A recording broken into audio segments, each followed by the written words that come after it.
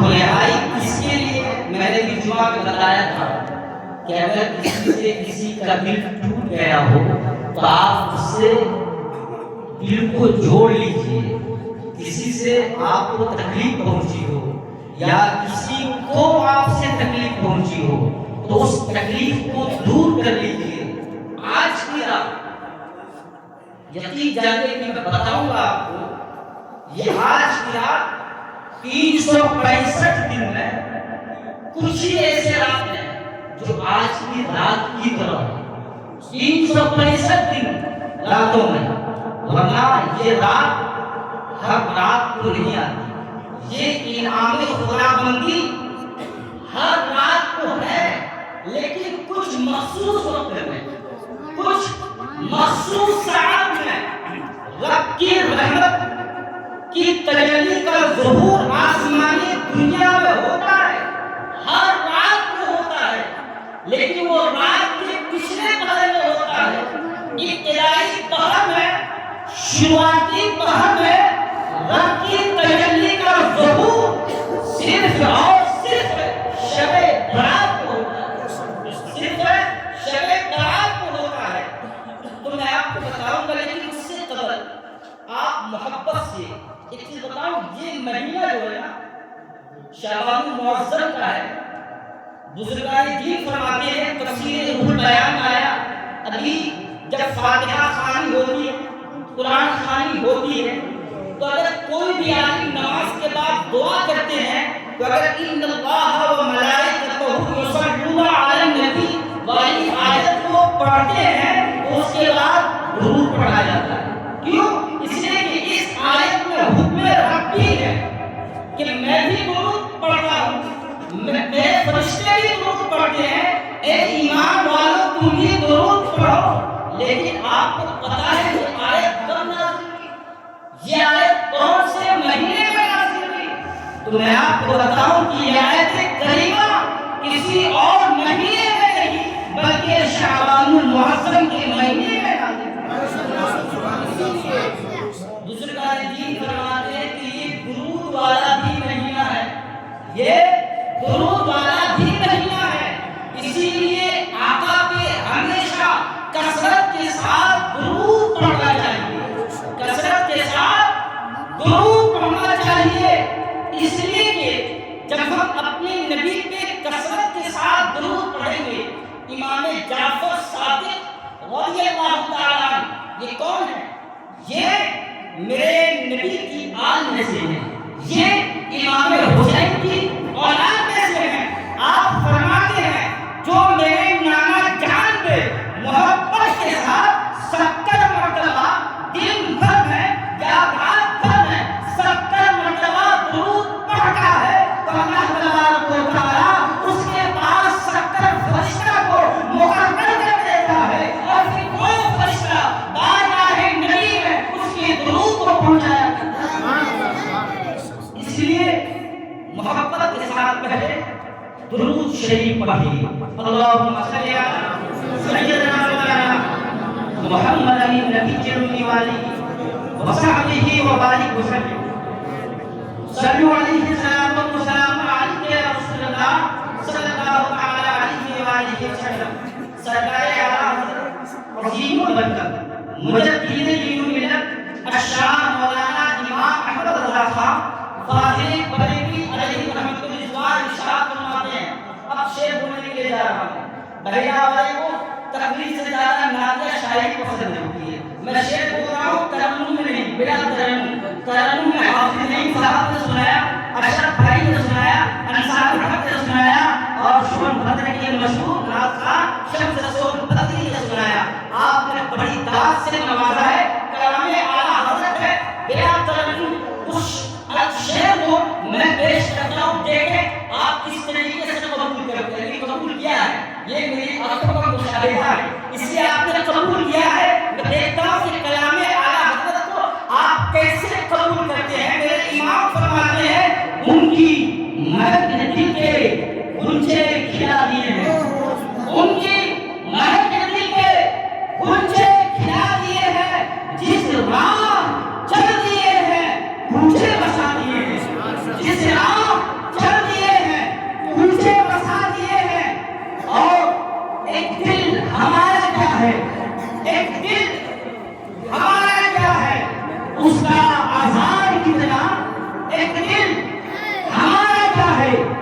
اس کا آثار کتنا ایک دن ہمارا کیا ہے، اس کا آثار کتنا تم نے تو چلتے پھرتے مردے جلا دیے، تم نے تو چلتے پھرتے مردے جلا دیے ہیں۔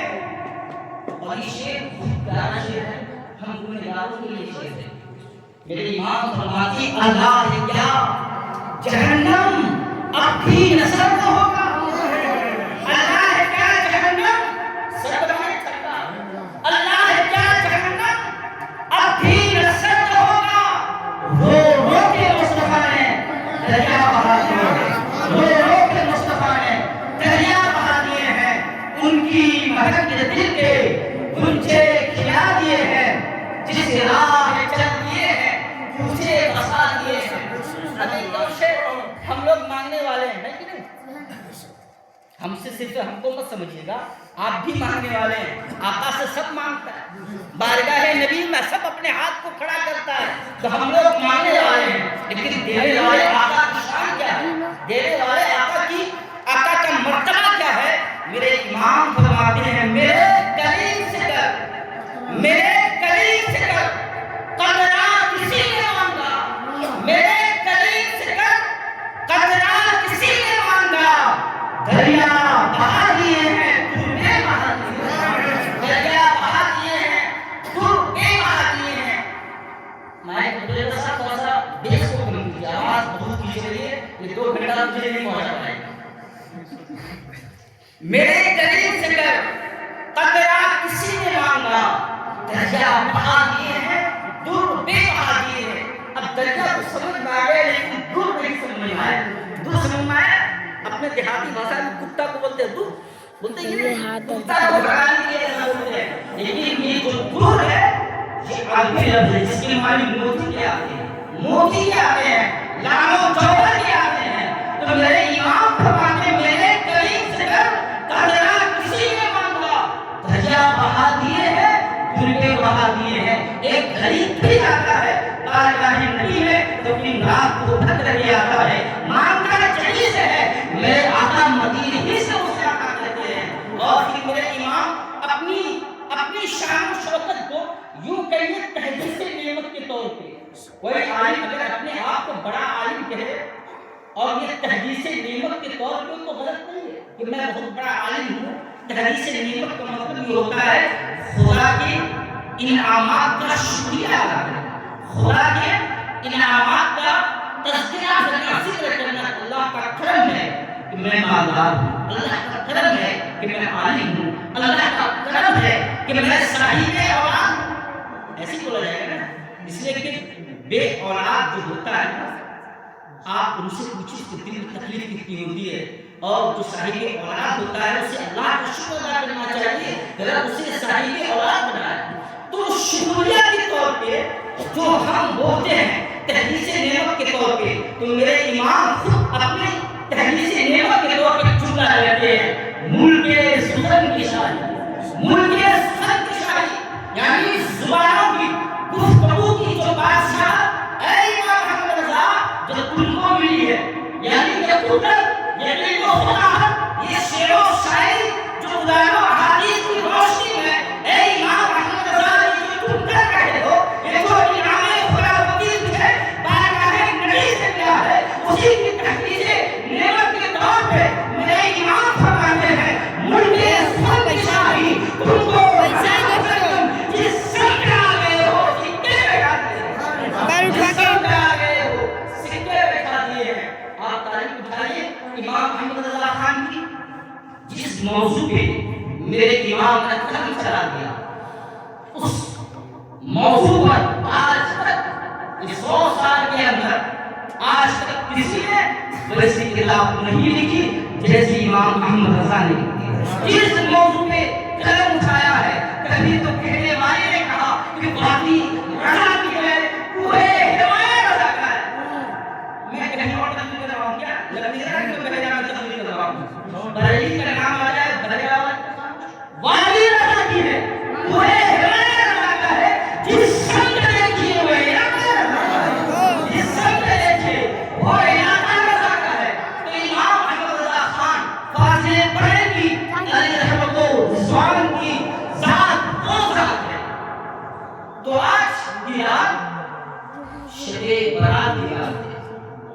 اس رات میں ہمیں رات کو کرنا کیا چاہیے؟ اس رات میں سب سے پہلے تو ہمیں معافی تلافی کرنی چاہیے، ہمیں اپنی غلطیوں سے اپنی غلطی کا اقرار کرنا چاہیے کہ ہم سے جو بھی خطائیں ہوئی جانے میں انجانے میں آپ مجھے معاف کریں۔ اپنی ماں سے کہو، اپنے باپ سے کہو، اپنے بھائی سے کہو، اپنے پڑوسی سے کہو، اپنے رشتے دار سے کہو، سب سے معافی مانگو۔ کیوں؟ میں نے بتایا تھا کہ جو کسی کا حق مارنے والا ہوتا ہے، قطعی تعلق کرنے والا ہوتا ہے، آج کی رات اسے بخشا نہیں جاتا۔ ماں باپ کے نافرمان کو آج کی رات بخشا نہیں جاتا۔ اس سے تقریر کرنے سے پہلے سب سے پہلے میں بھی یہاں امامت کرتا ہوں، میں سب سے پہلے آپ کو شرما سکتی ہے، لیکن خدا کی بارگاہ میں اپنے گناہوں کی معافی کروانے کے لیے اگر بندے سے اپنی تلافی بھی کروانی پڑے تو یہاں تو سستا ہے، وہاں مہنگا پڑے گا۔ حشر کے میدان میں مہنگا پڑے گا۔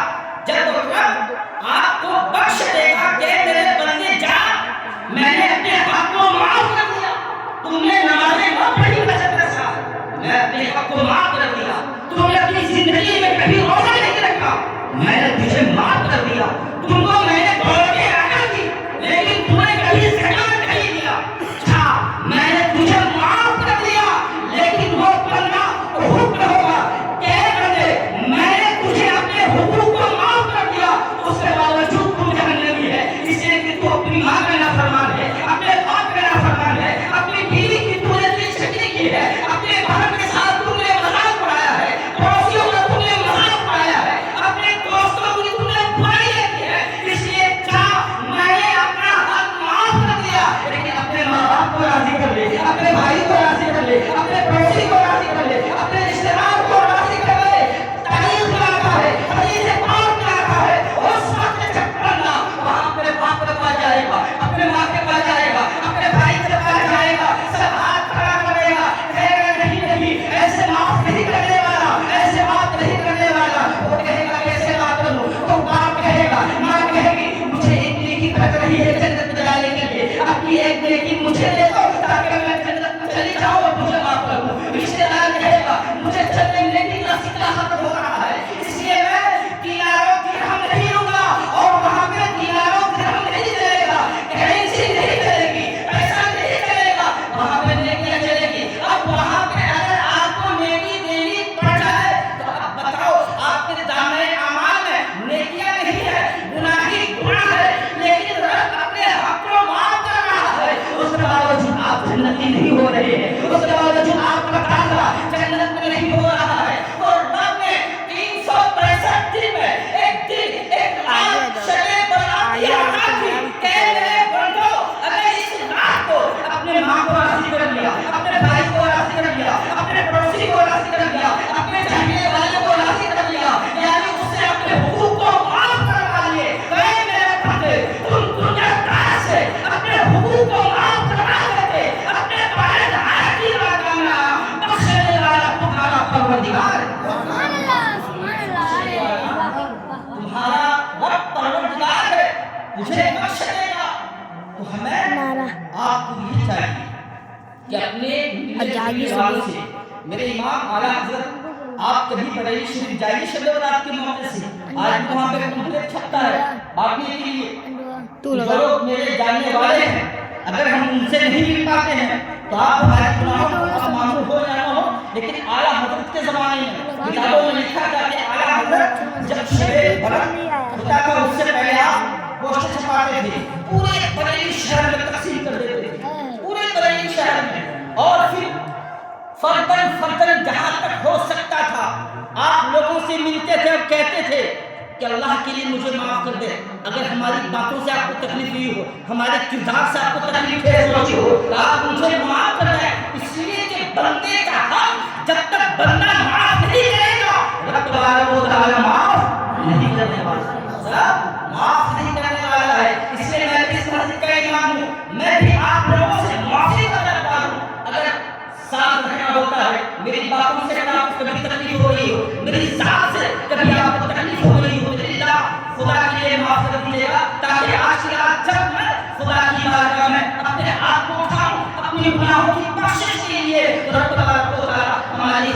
بھی معاف کر دے، ہماری گناہوں کو بھی معاف کر دے۔ اور آپ کو بھی چاہیے کہ آپ ہر ملنے جلنے والوں سے اپنی خطاؤں کو معاف کروا لینا چاہیے۔ یہ صرف اس سال کے لیے نہیں ہے، پچھلے سال، آنے والے سال کے لیے بھی ہے۔ جب شب برات کا موقع آتا ہے، سال بھر میں جو روز نیچے ہو جاتی ہے، آپ اپنے ملنے والوں سے اپنی خطاؤں کو معاف کروا لیا کیجیے، اپنی خطاؤں کو معاف کروا لیا کیجیے، اپنے حقوق کو معاف کروا لیا کیجیے، تاکہ جب آج کی رات آپ مسجد میں آئے تو جب آپ دعا کر کے خدا کی بارگاہ میں ہاتھ اٹھائیں تو رب تبارک و تعالیٰ آپ کی خطاؤں کو معاف کر دے۔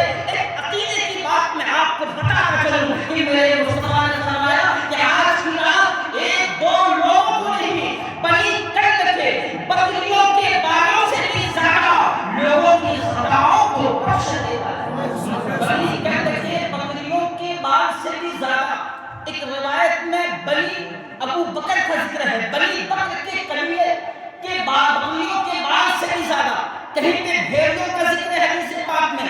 سب کا نچوڑ یہ ہے، اس زمانے میں بنی کرد کی بکریوں کی مثال میرے مصطفیٰ نے دی، کیونکہ اس زمانے میں وہ قبیلہ ایک ایسا قبیلہ تھا کہ اس قبیلے میں ایک دو بکریاں نہیں، 50,000 بکریوں کی ریوڑ حاصل تھی، بھیڑوں کا ریوڑ حاصل تھا، اتنی بکریاں رہا کرتی تھی۔